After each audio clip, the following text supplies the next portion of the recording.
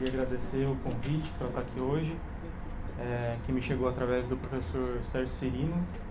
A gente se conheceu há pouco tempo na minha banca de mestrado, foi agora no mês de outubro, e eu acho muito bacana quando a gente consegue, de um momento tão tenso, às vezes, né, na nossa vida acadêmica, gerar frutos, né? Eu acho que a participação do Sérgio, para mim, foi muito enriquecedora na banca de qualificação também, e depois, posteriormente, na banca de defesa, então agradeço o convite. Esse trabalho é justamente da minha dissertação de mestrado. O título é Iniciação Científica e a Formação do Psicólogo, uma análise das experiências de ex-alunos e orientadores. Já que no título eu começo explicando algo que o Sérgio também me questionou na banca, a questão do uso de ex-alunos. Por que ex-alunos e não de egressos? É claro que eu estou falando de egressos, mas eu quis colocar essa expressão ex-alunos para enfatizar que eles são ex-alunos de iniciação científica, né? Então eles são um subgrupo dos egressos, que foi o foco dessa pesquisa. É aqui mesmo? Para baixo. Para baixo? De baixo. Nos objetivos, o objetivo geral, então, foi investigar a contribuição da iniciação científica na formação de psicólogos, e como objetivos específicos a gente teve compreender os aspectos legais que regularizam e orientam a iniciação científica, principalmente através do programa do CNPq, analisar os possíveis impactos da iniciação científica na trajetória de mestres e doutores, porque esse é um dos objetivos específicos do programa do CNPq, inclusive de diminuir o tempo de titulação desses alunos no mestrado e no doutorado, além de outros objetivos, claro, né? E também de conhecer os sentidos da iniciação científica para ex-alunos e orientadores. Essa palavra sentidos é porque, mais adiante eu vou apresentar na metodologia, que a análise desse material foi feita a partir da metodologia fenomenológica, numa perspectiva hermenêutica. Então, por isso, conhecer os sentidos de como o fenômeno de iniciação científica se apresentou para cada um desses ex-alunos e orientadores. Então, na revisão de literatura que a gente realizou para poder compreender um pouco mais a questão do local por excelência da pesquisa brasileira, que é o ensino superior, a gente percebeu que a primeira universidade no país surgiu apenas em 1920, no estado do Rio de Janeiro. Então, em comparação com outros países da América Latina, que também foram colonizados na mesma época que o Brasil, houve um desenvolvimento tardio da universidade no país, porque os países de colonização espanhola, eles tinham faculdades, universidades, já desde o início dessa colonização, ou seja, era menos um território a ser explorado e mais um novo território a ser desenvolvido, o que não foi o caso brasileiro, né? Mesmo quando se iniciou essa formação do ensino superior no Brasil, ela tinha um caráter técnico profissional, ou seja, a pesquisa não estava colocada como principal nesse desenvolvimento do ensino superior brasileiro. A pós-graduação, então, também foi tardia, né? Ela foi formalizada apenas com a primeira LDB em 1961, e só em 68, a partir de outras leis e regulamentos, ela foi feita a distinção entre cursos lato e stricto sensu. Está muito baixo? Não? Um pouquinho sobre a formação em psicologia, acredito que a maioria de vocês aqui não é da área. Ela foi regulamentada em 1962 pela Lei 4.119, que regulamentou tanto a formação em psicologia quanto o profissional psicólogo. No início dessa formação em psicologia, seguia-se o currículo mínimo, que era comum para outros cursos também, essa prática, né, de disciplinas que estavam presentes, que precisariam estar presentes na formação de todos os psicólogos nas diversas instituições de ensino superior. A última mudança que aconteceu com relação ao currículo na psicologia foi no ano de 2004, quando foram estabelecidas habilidades e competências pelas diretrizes curriculares nacionais. No cenário atual, o que a gente observa é uma expansão dos cursos de graduação, assim como acontece em outras áreas. Aqui eu vou apresentar um pouquinho da realidade da psicologia, especialmente fazendo essa distinção entre universidades, centros universitários e faculdades isoladas. Essa tabela foi retirada da dissertação, ela apresenta o total de cursos de psicologia no Brasil.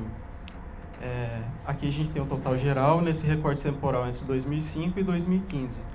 Então, nesse período, a gente teve um crescimento do total geral de 81,2% de cursos. E a gente percebe que, para as universidades, houve também um crescimento de 193 para 251, mas nos centros universitários houve um aumento de 40 para 83, representando 107,5%, e nas faculdades isoladas, de 76 para 226. Ou seja, um aumento de 197,3%. Pensando na questão da pesquisa e da iniciação científica, a gente fica se perguntando como isso tem acontecido nas instituições que mais têm formado psicólogos atualmente. Nessa segunda tabela, a gente vê o total de concluintes de cursos de psicologia no Brasil. A gente percebe, inclusive, que nesse recorte aqui, o total de concluintes nas universidades, inclusive, diminuiu nesse recorte temporal de 10 anos. Houve o mesmo que a gente observou na lâmina anterior, um crescimento de 60,6% nos centros universitários e 424% para as faculdades isoladas. Pelo estabelecimento da distinção que se faz entre universidades, centros universitários e faculdades, as universidades são as únicas que legalmente precisam seguir o tripé de ensino, pesquisa e extensão. Ou seja, em centros universitários e em faculdades, pode-se fazer pesquisa, é claro, mas isso não está no centro da formação desses profissionais. Então a gente percebe que cada vez falar da realidade de formação de psicólogos, a gente precisa deixar de olhar, não esquecer a realidade das universidades, mas precisa se olhar para esses profissionais que estão saindo dos centros universitários e de faculdades. Com relação à iniciação científica, a gente procurou estabelecer e colocar o que seria uma definição clara sobre iniciação científica. E o que a gente percebeu é que não há consenso nem nos documentos que regulam a iniciação científica no país e nem na literatura, nos artigos, no que é produzido a esse respeito. Então aqui eu coloquei uma definição que a gente mesmo elaborou de iniciação científica como sendo a participação ativa de discentes na elaboração e ou condução de um projeto de pesquisa específico sob orientação de um docente. Ou seja, eles podem ser bolsistas ou não, esses projetos podem ser de autoria deles ou não, projetos de professores, às vezes braços de projetos, né? Então a gente tentou estabelecer essa definição do que na nossa ótica seria a iniciação científica. Então dessa forma ela se constitui, no nosso olhar, uma atividade formativa extracurricular. O principal programa de bolsas de iniciação científica no país é o PIBIC do CNPq, é o Programa Institucional de Bolsas de Iniciação Científica. Ele é referência para outros programas, ele é o maior do país. O CNPq ele existe desde 81, se não me engano. A princípio, essas bolsas de iniciação científica elas eram requeridas diretamente ao CNPq e depois o CNPq resolveu criar um programa para distribuir cotas para instituições e essas próprias instituições repassam essas bolsas para esses bolsistas. Eu coloquei aqui o caso da FAPEMIG, que é uma dessas instituições que utiliza muito do modelo do PIBIC para a sua própria distribuição de bolsas. Com relação aos estudos que foram feitos até hoje sobre iniciação científica, eles se dividem em 3 grandes segmentos. São estudos que avaliam o PIBIC em relação aos seus próprios objetivos, a caracterização de particularidades do desenvolvimento da iniciação científica, como, por exemplo, a relação orientador-orientando, ou como é feita essa distribuição de bolsas, e, por último, a avaliação da iniciação científica como atividade de formação. Eu coloquei sublinhado aqui porque foi nesse âmbito que a gente procurou estabelecer essa pesquisa. Na psicologia, são poucos os trabalhos que relacionam a iniciação científica e formação do psicólogo. eu encontrei, na verdade, assim, que faz esse paralelo claramente apenas uma dissertação de mestrado do Rio Grande do Norte, que faz esse paralelo. A mestranda, no caso, ela fez um trabalho estatístico sobre como é feita essa distribuição de bolsas e tal. A gente usou um pouquinho do trabalho dela para fazer a discussão.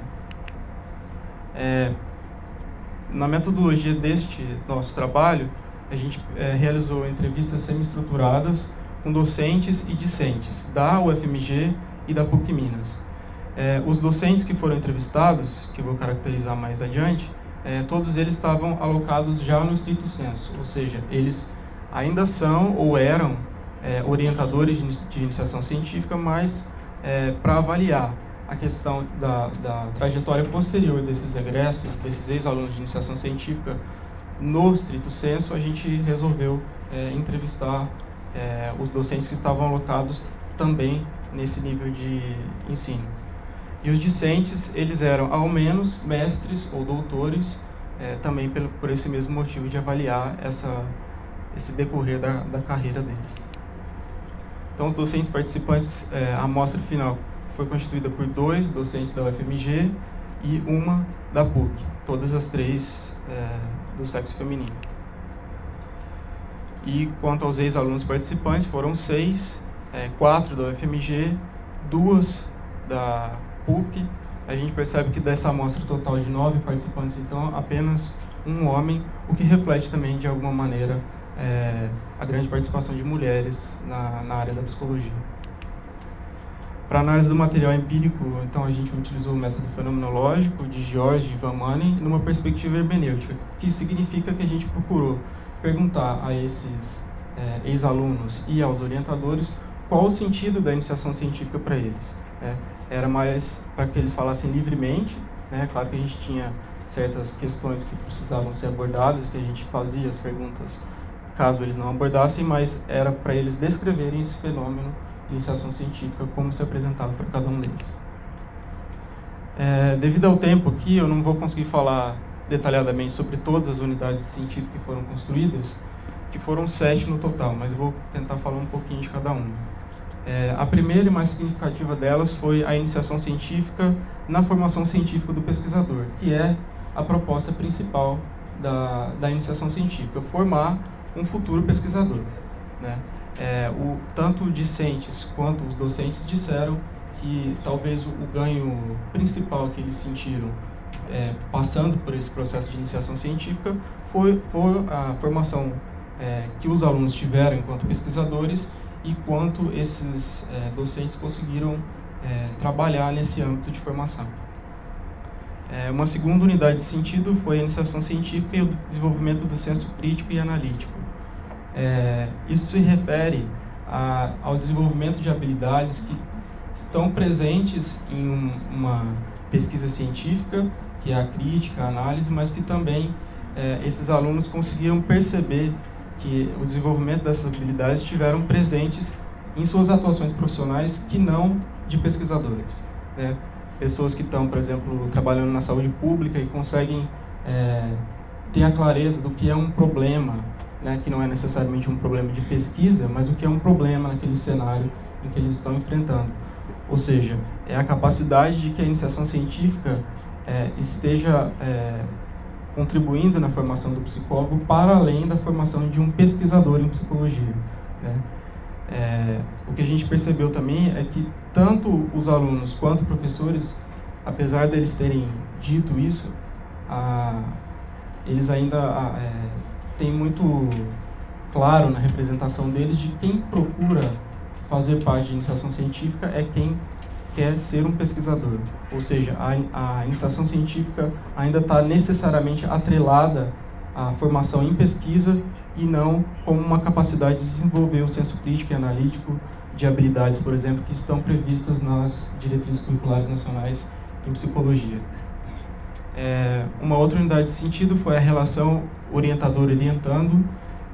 Isso a gente percebeu por outros trabalhos em outras áreas e também na fala dos entrevistados, que é muito importante a maneira como esse professor aborda esse aluno tanto para o convite para fazer uma iniciação científica, quanto na condução dessas pesquisas.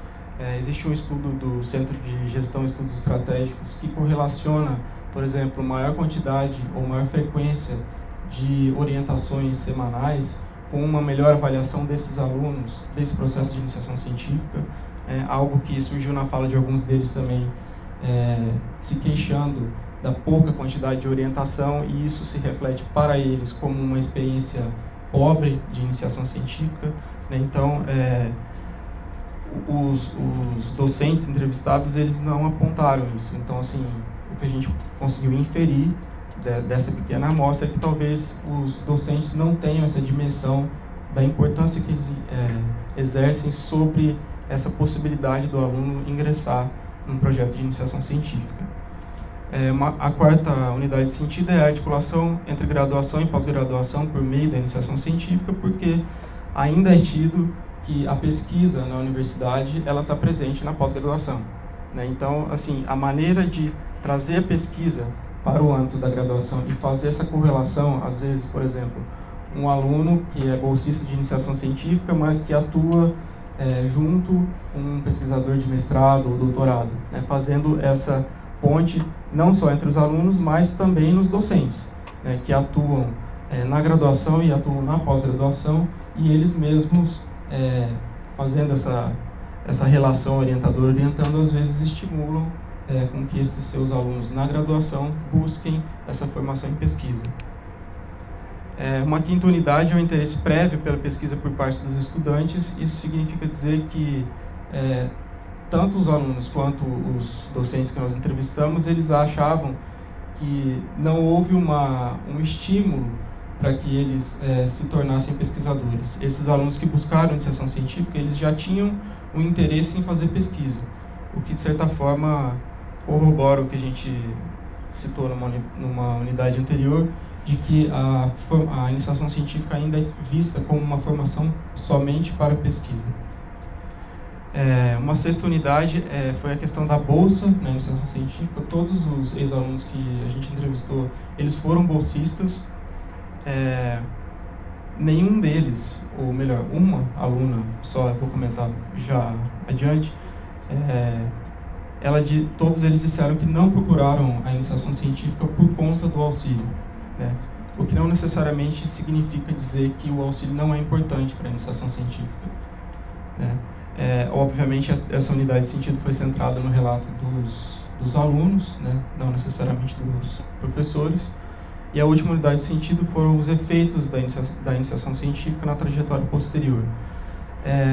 Estatisticamente irrelevante essa amostra de 6 alunos, mas dentre os 6, nenhum deles terminou o mestrado em menos tempo, como é um dos objetivos do PIBIC, CNPq, então não se observou isso. 4 deles continuaram carreira acadêmica, 2 atuam fora de universidades, faculdades, não são professores, mas foram esses também que assinalaram esses ganhos que eles tiveram para além dessa formação como pesquisador. Na discussão, a gente colocou como a iniciação científica é um tema de interesse pontual para as áreas de conhecimento, ou seja, não existem grupos de pesquisa, por exemplo, para egressos ou para pessoas que fizeram a iniciação científica. Isso ainda é muito pontual, né? Pelo menos na psicologia. Houve uma análise positiva da iniciação científica como atividade de formação. De forma geral, tanto professores quanto alunos exaltaram a iniciação científica como uma ferramenta importante na formação. A iniciação científica, então, como possibilidade de desenvolver competências e habilidades previstas pelas DCN, para além da formação como pesquisador. E aqui, para finalizar, a gente colocou 4 sugestões, a partir do que a gente conseguiu discutir na pesquisa, de futuros estudos, que considerem como se dá a pesquisa em psicologia em centros universitários e faculdades isoladas, que, como eu disse antes, não tem a pesquisa no seu cerne, né? Mas que são, na atualidade, os tipos de instituição de ensino superior que estão formando mais profissionais na área de psicologia, os fatores de exclusão de alunos postulantes à iniciação científica, e aqui entra a questão da bolsa, né? muitos alunos, no ENAD de 2006 existe um dado que 56% dos alunos, dentre os quais alunos de psicologia, declararam que não fizeram pesquisa na graduação. Então, esses alunos que não fizeram iniciação científica, quando tiveram oportunidade, não fizeram, talvez, porque eles precisavam trabalhar, porque essas reuniões de orientação de iniciação científica aconteciam em turnos diferentes dos seus períodos nas universidades ou em faculdades, né? Então, talvez seja importante, tão interessante ou mais importante, analisar aqueles que fizeram a iniciação científica, estudar também aqueles que não fizeram a iniciação científica, porque esses alunos não procuraram, especialmente quando tiveram oportunidade, especialmente como o caso de universidades públicas como essa, né, que a gente está no cenário de corte de bolsas, mas elas ainda são muito mais numerosas do que em universidades particulares. Então, esses alunos que têm a oportunidade de fazer, não fazem por quê? Né? Como a relação orientador-orientando pode impactar nessa avaliação da experiência, como eu já falei antes, e a bolsa como fator de exclusão. Bom, já deu meu tempo, acho que era isso que eu queria passar. Obrigado.